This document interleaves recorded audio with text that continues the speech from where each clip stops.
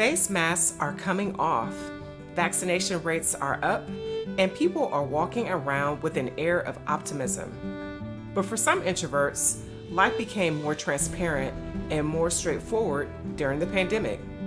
The pandemic of 2020 exposed the gaps in our lives with the accuracy of an electron microscope. Extreme optimism about returning to the good old days may be short-sighted. After all, we may have changed more than we realized. Generally, monumental change is incremental and takes place over some time.